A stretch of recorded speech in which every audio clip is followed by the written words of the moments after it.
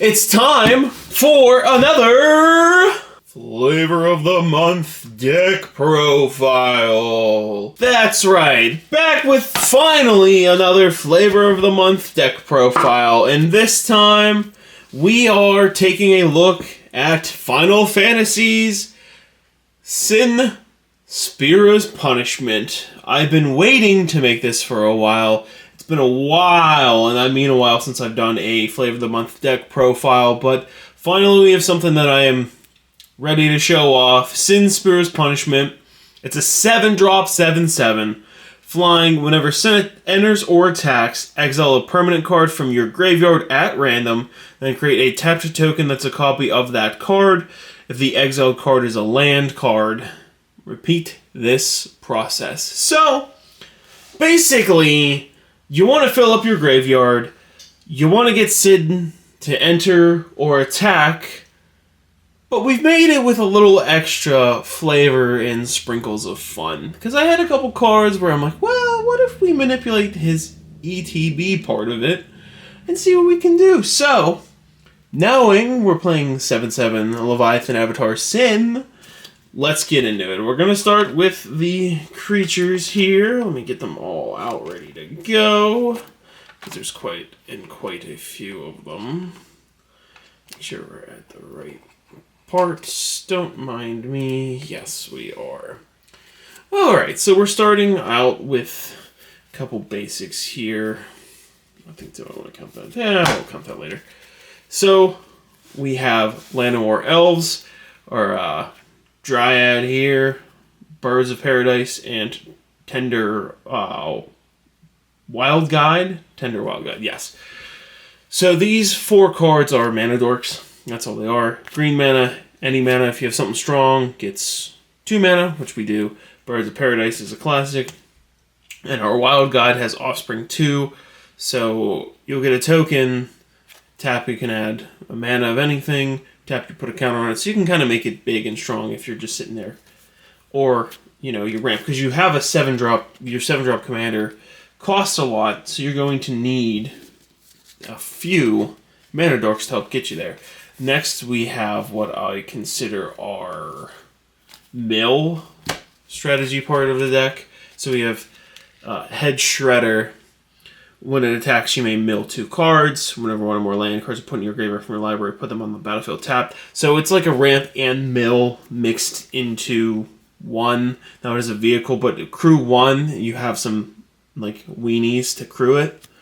So then we move on to Underrealm Lich, which is a fantastic card. 5-drop 4/3.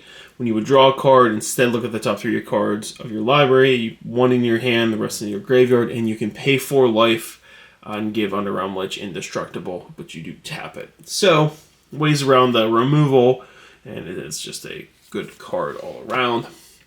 Summon Titan. Had a little fun with this guy. It's a 5-drop 7/7. Saga creature. So the beginning you mill 5 cards. Then the second phase, return all land cards from your graveyard to the battlefield tapped. So that can be huge if you have a lot of lands in your graveyard.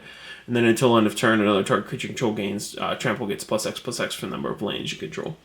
Then, once it's dead, once this mode hits, you sack it. It's in your graveyard, and if you're lucky enough, you can bring it back. And the nice thing is, it's not legendary, too, because Sin's making tokens, and as you'll see, we like that. World Shaper, kind of the same thing, just a little different. When it attacks, you may mill 3, and then when it dies, you return all lands from your graveyard to the battlefield tapped. So it gets you your lands back as well. Shinra Reinforcements, just something pretty basic, and it's another target for ETBs that we have. When this creature enters, mill 3 cards and you gain 3 life. So nice and simple. I do have, for a bigger body, Waker Up Waves. It's a 7-drop 7/7. Creatures your opponents control get -1, -0, so it's a little bit of a debuff. And then for 2, you can discard Mr. Waves. Look at the top 2 cards of your library, 1 in your hand, other in your graveyard. So it fills your graveyard if you do need triggers for Sin. And then Ultimeca Time Sorceress. Yeah. Enters or attacks, surveil 2. So you're going to be doing that. Again, there's more triggers, more surveils, more getting things into your graveyard. In the beginning of your end step, you may pay 8 mana and exile 8 cards from your graveyard to transform her. And then you get Omnipotent Menace, Time Compression. When this creature transforms, you get an extra turn, and it's a 7/7. There's a lot of 7s in here, is what I'm kind of getting from it. You're seeing like a lot of 7s. So I'm just going to hold the stack now. You have your mill payoffs in Timeless Witness. When it enters the battlefield, return target card from your graveyard to your hand. And you can eternalize it for 7, which is a lot, but you do get that when it enters, return card from your graveyard to your hand. Eternal Witness, same thing. Enters the battlefield, you may return target card from your graveyard to your hand. So the nice thing is that if these are in the graveyard and you end up hitting them, Sin brings them back to the battlefield tapped, you do end up getting an additional card out of your graveyard. So that's why those two are here. Rune Map Excavator. You may play land cards from your graveyard, so just another way to extend your graveyard into the game, because you will probably mill some cards and you don't always get your returns, so that's something in here. Honest Rustine enters battlefield, return target creature card from your graveyard to your hand, so same thing. Enters, it's only a creature card, but enters, get something back, and creatures do get a cost reduction of 1, so pretty decent. Then, one of my favorite combos were both, well, show them off here. Roaming Throne and Sakashima of 1,000 Faces. If you've watched my videos, these bad boys have made it in another video. My why am I blanking on it? My Geralt the Fleshright. This is a good combo. I like to put off in that for what that deck does. But Sakashima of 1,000 Faces, the legend rule doesn't apply to permanents you control. That's going to be a big one. When it enters, you can become a copy. So you're always going to copy Sin, because then you'll have 2 ETB triggers. And the same thing goes for Roaming Throne. Board 2, 4-drop 4/4, enters the battlefield, choose a creature type. You're going to probably choose Leviathans, because Sin triggers twice. If you're able to attack, you're getting your attack and getting things out of your graveyard 2 times instead of just 1. And same thing, if you have a way to flicker it and get the ETBs while having Roaming Throne on the field, you'll get the enter trigger twice. Just saying. So that's a nice combo I like to have, because you do want to try to get around the legend rule in this deck. I wonder why you're going to want to do that. So another thing that helps with it, Silent Hall Creeper. Very slept on card. I think it's pretty cheap. It does take a while to get the payoff, but can't be blocked. Deals combat damage to a player. You choose one mode that hasn't been chosen. You can draw, put 2 1/1 counters on it, draw a card, and Silent Hall Creeper becomes a copy of another target creature you control. So you can double up on your big creatures that we have back here. If you have Sakashima or Mirror Box out, you can copy Sin, avoid the legend rule. It has its meaning to it. Deadeye Navigator, like I said, you want to have ways to blink creatures. It's not always going to be Sin, but you want to blink things. So it's a 6-drop 5/5, Soulbound, pairs with another creature, enters, they remain paired as long as you control them both. As long as Deadeye Navigator is paired with another creature, each of those creatures have 1 and a blue, exile this creature, then return it to the battlefield under your control. So you can blink. Blinking is kind of really nice. Same thing, Displacer can, another way to just blink your commander. Whenever you cast a non-creature spell, exile up to 1 target non-land permanent you control, then return it to the battlefield under its owner's control. You play a creature, or you cast a creature, you blink Sin, you get something back from your graveyard. It's a common little theme that we're trying to go here. We just want to get our graveyard full, get our big things out. Another payoff to go with that is Sir Conrad the Grim. Whenever another creature dies or a creature card is put into a graveyard from anywhere other than the battlefield, or a creature card leaves your graveyard, Sir Conrad deals 1 damage to each opponent. Things die, great. Things get removed from your graveyard. Yes, they go into exile, but they're still leaving your graveyard. Sir Conrad will help with that. And then each player mills a card, so if you really want to, you can mill yourself one way or another. Enduring Curiosity, 4-drop, 4/3, flash. Whenever a creature control deals combat damage to a player, draw a card. When it dies, if it was a creature, it comes back as an enchantment. So when you're gonna have a lot of creatures, I think there's like 33 or 36 creatures in the deck, you're gonna be doing combat damage. So it's gonna be nice to have. Cool thing to copy. This big thing is a 9-drop 10/10 Haste ward 10 as long as it was cast. When it attacks, it fights target creature defending player control. So easy removal. And again, if you can get around the legend roll and have 2 of them, you're going to have some fun. Kirk, Son of Yawgmoth is a 7-drop 2/2 lifelink. You can, for each one, you can pay 2 life rather than the mana. Whenever you cast a black spell, put a 1/1 counter on Kirk. So, not bad to have, but it's kind of helpful with what it does and gets you some life. Then we have Jekt, Reluctant Guardian. It's a Sin deck. You're going to have Jekt just for some flavor. Menace, whenever Jekt deals combat damage to a player, you may exile them, return to the battlefield transformed under its owner's control. Braska's Final Aeon. Jet Beam, each opponent discards a card and you draw a card. Ultimate Jet Shot, each opponent sacrifices 2 creatures of their choice. It's a 7/7 menace. What more could you want from Jet Boy? So it's more in there for flavor, but it's still a big creature. So it's still fun. Still fun. Crater Hoof, endgame payoff. 8-drop 5/5. Haste, enters the battlefield. Creature control will get trample and +X/+X till end of turn, where X is the number of creatures you control. So if you have a decent sized board, slap down Crater Hoof and game over. Apex Devastator, 10-drop 10/10, kind of fits the theme. Cascade, Cascade, Cascade, Cascade. So you're going to be hitting things off your deck if you're playing Apex Devastator. Easy inclusion for something like this.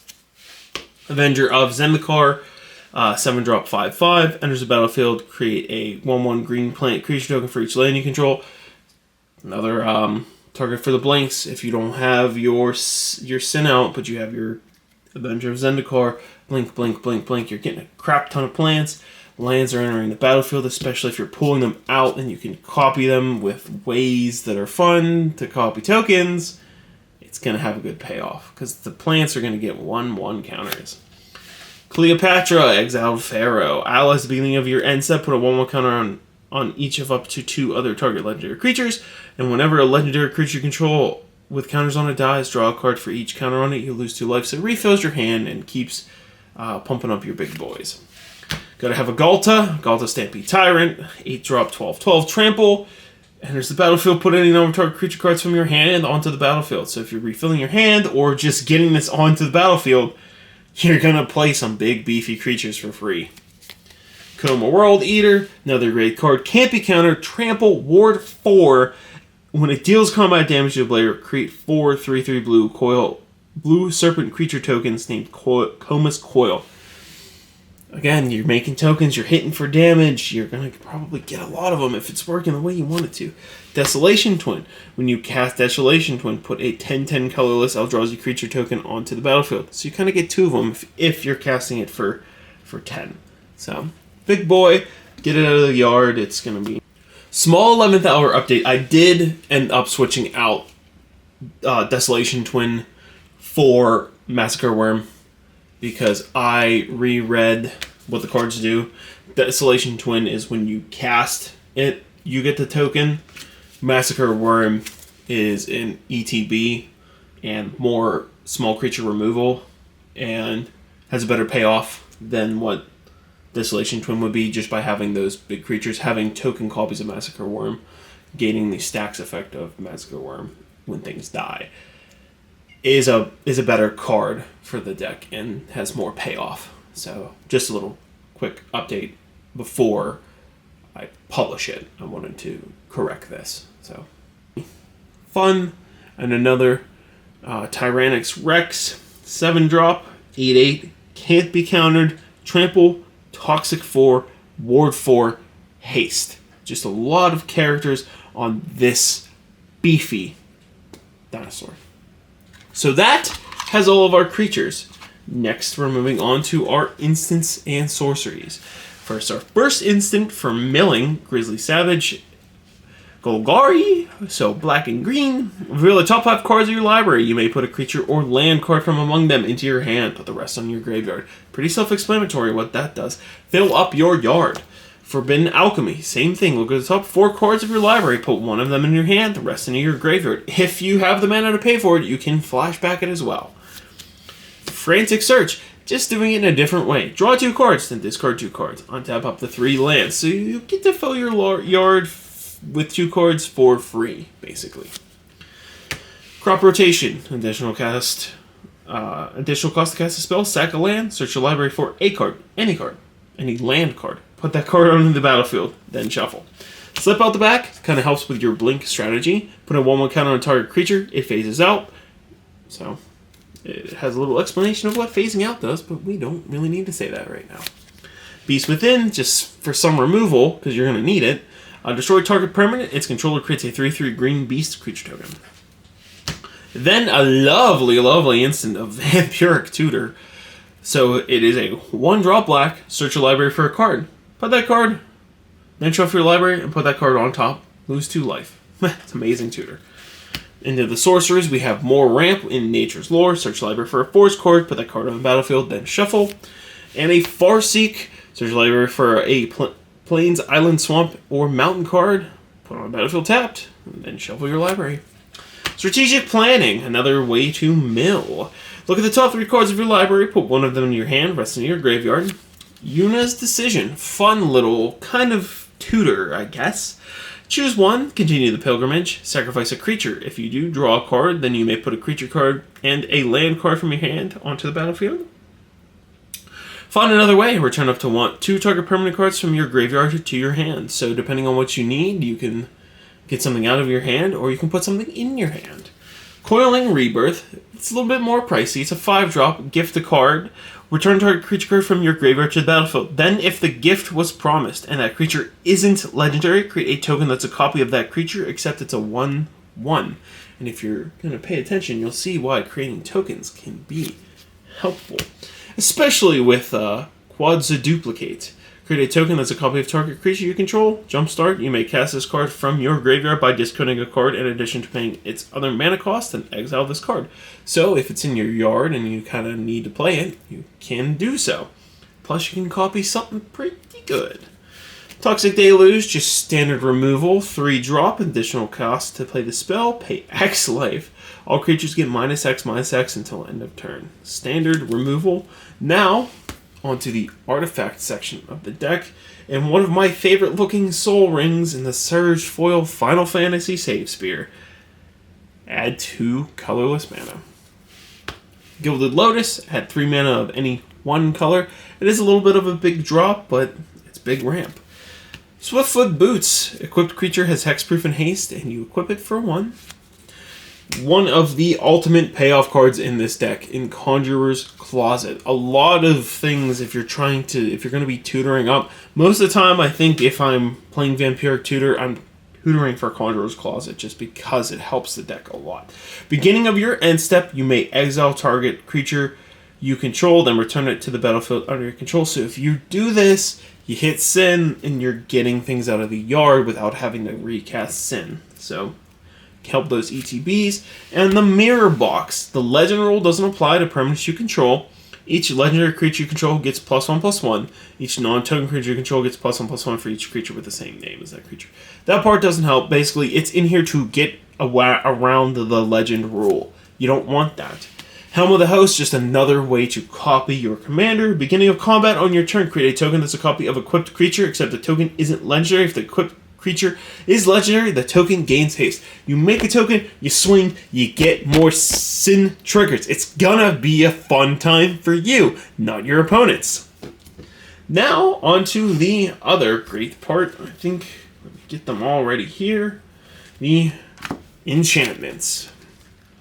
So you have more mill to help you out with Cemetery Tampering, Hideaway 5. Beginning of your upkeep, you may mill 3 cards, and if there are 20 or more cards in your graveyard, you may play the exile card without paying its mana cost. Just kind of fills up your yard when needed.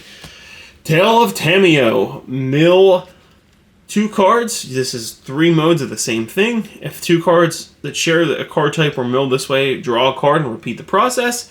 And then the final mode, exile any number of target instant or sorcery and or Tameo Planeswalker cards from your graveyard. Copy them, you may cast any number of the copies. So, the last part's not going to happen all that often, but if you need small ways, more ramp, and you get there, it's going to be fun. Founding of the Third Path, kind of the same thing. You may cast an instant or sorcery spell with mana value 1 or 2 from your hand without paying its mana cost. Target player mills 4 cards. Exile target instant or sorcery card from a graveyard. Copy it. You may cast the copy. And it says a graveyard. Oh no, from your graveyard. Never mind. Ignore me there. I need to read better. Garruk's Uprising enters the battlefield. If you control a creature with power 4 or greater, draw a card. Creatures have trample. Whenever a creature with power 4 or greater enters the battlefield, draw a card. Simple. Under your control, of course. Unnatural Growth. It's just another copy target, kind of. Because it's big. It's a 5-drop at the beginning of each combat. Double the power and toughness of each creature you control until end of turn. Extravagant Replication. Beginning of combat on your turn. Beginning of your upkeep, create a token that's a copy of another non-land permanent you control. See? You get this in, it's going to be fun. I know, like, there's a lot of mana cost to it, but if it works, it's going to be a good time. Just think, you have this, you can copy whatever you want with this on the battlefield. Hoo-wee!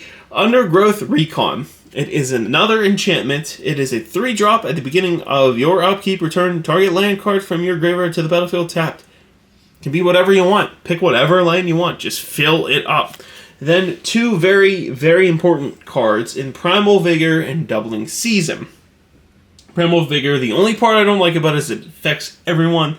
If 1 or more tokens will be created, twice are created instead. +1/+1 counters, twice are put on instead. Doubling Season is the same thing, but just for you. So much better. But I have Primal Vigor. Reluctantly, we're putting in Primal Vigor to go with Doubling Season because you just need targets. These cards are huge too, because with Sin you're making tokens. So if you have way to double your tokens, you're following me, camera guy. I'm the camera guy. But if you get these out, especially even if you have like Primal Vigor and then you somehow get Doubling Season out from Sin out of your graveyard, whew. Because then you'll have double. You'll have double. It's going to be great. It's going to be great. It's just... oh. It's going to be fun. If you have a board that somehow doesn't get disrupted, it's going to be fun. Tyvar, Wearing the Planeswalkers, Jubilant Brawler. This is 3-drop for 3. You may activate abilities of creatures you control as though those creatures had haste. Untap up to 1 target creature for its +1.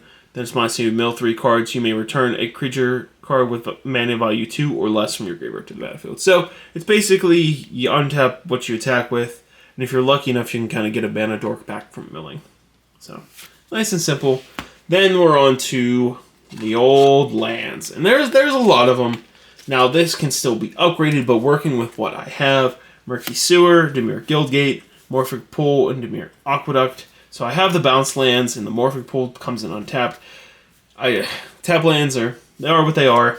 Temple of Mystery, Tide Channel Pathway, Thornwood Falls, Lakeside Shack, Simic Growth Chamber. Round out the Simic cards. Here's what I have I have a lot more Golgari from a previous deck, but Overgrown Tomb, Snarl, Pathway, Glade, Cemetery, Stadium, or Temple, and Rot Farm. Round out those. So as you can see, all the bounce lands are in there. Takanuma, Abandoned Mire. It's a way to mill, and if it's in the graveyard, you kind of can get it back to the battlefield. Very least, most of the time, you probably will mill with it. Bajuka Bog gets rid of something. Command Tower gives you everything. Reliquary Tower, nothing you have to discard. Opulent Palace enters tap, but you have all 3 of your mana symbols. And then we have 4 basic swamps, 4 basic islands, and you have a lot more forests, so I have 5 basic forests in here. And that is the deck. So, you made it to the end. Now, here's the part where there are a few upgrades I would like to do for this deck, as I'm just putting everything away.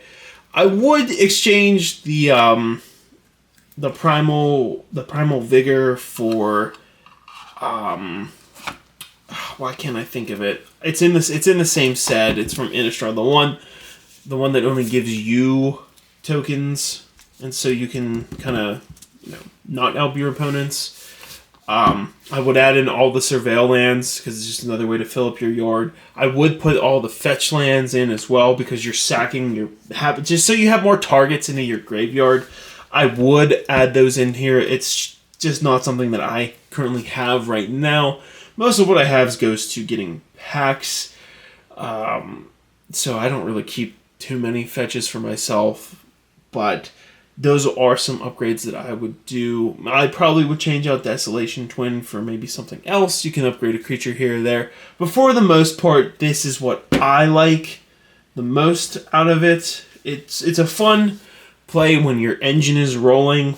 You can make it even just a little bit better, but it gives people some trouble. It's a fun thing. Finally able to get Final Fantasy Commander out, because I have 2 more that I'm building. I just have finally been able to get Sin ready to go and to show it off for you guys here. So tell me what you think down in the comments. Is this something you would build? Would you build it a different way, or would you try a Blink strat, fill up your graveyard like me? Let me know. I love hearing how everyone feels about different commanders and how they would build them. And what can we do better? I don't really know, but I'm here to have a good time. So hopefully this gave you some ideas on playing Sin, Spira's Punishment, and maybe, just maybe, I'll play against you using this deck. You never know what life brings us. John _Deadcorn saying thank you for making it this far if you have, and I look forward to seeing you in the next Flavor of the Month deck profile video. Goodbye! I still like ringing the bell, even for a deck profile. If you know, you know.